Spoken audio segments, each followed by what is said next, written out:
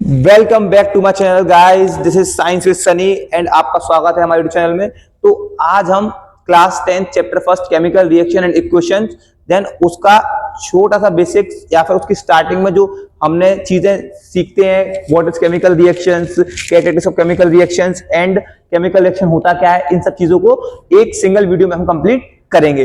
अगर आप लोगों को वीडियो पसंद आए तो आप अपना ओपिनियन कमेंट सेक्शन में जरूर दें कि हम इसका एक लॉन्ग वीडियो निकालें या ना निकालें। देखिए, सबसे पहले बात करते हैं केमिकल रिएक्शन। केमिकल रिएक्शन होता क्या है? केमिकल रिएक्शन क्या होता है? जैसे कि हम डेली लाइफ में चीजें देखते हैं, चीजें रिएक्ट करती हैं आपस में और अलग अलग चीजें फॉर्म करती हैं। सबसे पहले इसको समझते हैं डेफिनेशन से। Chemical reaction defined as the change in, देखिए केमिकल रिएक्शन का मतलब ही क्या है? चेंज, बदलाव, बदलना। इन which one or more substances or reactants react to form new substance. मतलब एक या एक से ज्यादा सब्सटेंस देखिए, जब जो चीजें रिएक्शन करते समय मिक्स हो रही हैं, आपस में रिएक्ट कर रही हैं, उन्हें बोलते हैं रिएक्टेंट्स। क्या बोलते हैं? रिएक्टेंट्स। और जो लास्ट में फॉर्म होता है उसे बोलते हैं प्रोडक्ट। इस चीज को याद रखिएगा आप। अब देखिए क्या बता रहे हैं, one or more substances or reactants react to form new substance. मतलब जब एक या दो रिएक्टेंट कंबाइन कर रहे हैं या फिर रिएक्ट कर रहे हैं और क्या बना रहे हैं, एक नया substance with completely different properties. जो इसकी प्रॉपर्टीज क्या होंगी? कंप्लीटली डिफरेंट, दोनों रिएक्टेंट से या फिर एक रिएक्टेंट से, है ना। तो हमने एग्जांपल लिया इसका, क्या? Hydrogen plus oxygen gives water. अब देखिए ये एग्जांपल तो क्या सिंपल एग्जांपल है, 6-7 क्लास से पढ़ते हुए आ रहे हैं, बट इसके थ्रू आपको मैं एक चीज बताना चाहता हूं कि आप केमिकल रिएक्शन मतलब साइंस का एक इंपॉर्टेंट रोल समझिए हमारी लाइफ में। कि देखिए हाइड्रोजन गैस क्या है? Hydrogen gas is a flammable gas, is a flammable gas. ये क्या है? जो क्या है, बहुत जल्दी फायर को कैच कर लेती है, ठीक है। अब ऑक्सीजन क्या है? ऑक्सीजन देखो, oxygen is responsible for combustion. Oxygen responsible for combustion. Oxygen का बहुत बड़ा रोल है कंबशन रिएक्शन के लिए। कंबशन रिएक्शन क्या होती है? जो जैसे कि कंबशन का आपको मतलब समझाया जाए, कंबशन मतलब किसी चीज का जल जाना या फिर आग लगा देना या फिर उसका जलना, सीधी बात, ठीक है। तो सिंपल चीज ये है कि आपने देखा होगा किसी भी चीज में अगर ऐसे फायर लग रही हो या आग लग रही हो तो हम उसकी ऑक्सीजन की सप्लाई अगर बंद कर दें तो वहां पर आग जलना ऑटोमेटिक बंद हो जाएगी, है ना। देन आप एक चीज समझिए कि साइंस के जो मिरेकल्स है कैसे काम करते हैं। Hydrogen is a flammable gas, ठीक है। Oxygen is responsible for combustion, oxygen is responsible for combustion. But in दोनों को कंबाइन करने के बाद जो फॉर्म हो रहा है वाटर, ठीक है। तो ये इन दोनों से बिल्कुल डिफरेंट प्रॉपर्टीज, क्या बिल्कुल डिफरेंट प्रॉपर्टीज शो करता है। कि देखिए ये गैस, अब आप एक चीज समझिए, दोनों चीजें आपस में मिल रही हैं, क्या बन रहा है? Water, liquid. तो ये क्या है? वाटर तो काम में आता है, आग के बुझाने में आता है, ठीक है। तो देखिए इसी तरीके से केमिकल रिएक्शंस हमारी डेली लाइफ में हमें देखने को मिलती हैं, ठीक है।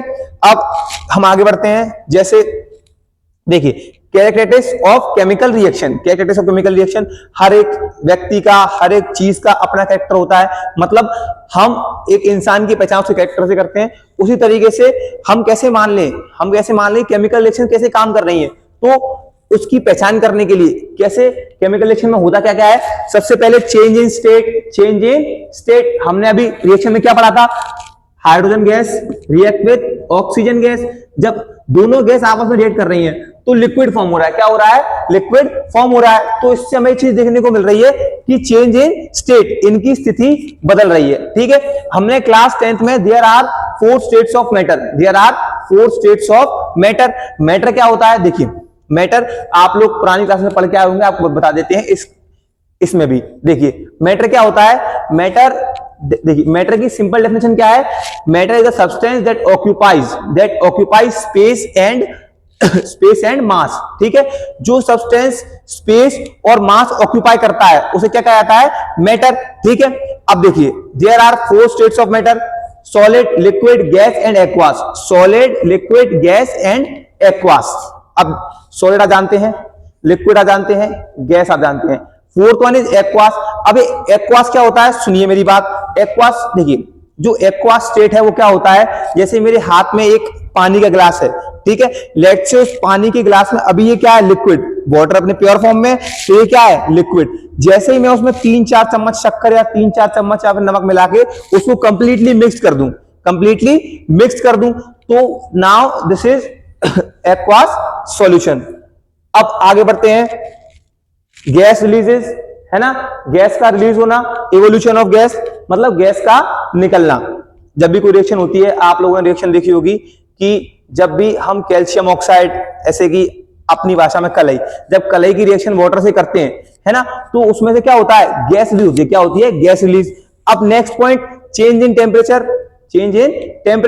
गैस रिलीज क्यों हो रही है, क्योंकि देखिए जैसे कि जो क्विकलाइम था, कैल्शियम ऑक्साइड, कलई, तो उसका जो टेम्परेचर था वो कम था, वाटर का टेम्परेचर और कम था, दोनों को मिक्स किया तो that is a highly ectothermic reaction. उसमें से क्या है, बहुत ज्यादा गैस बाहर निकलेगी इन द फॉर्म ऑफ मतलब उसमें से बहुत ज्यादा हीट बाहर निकलेगी in the form of gas.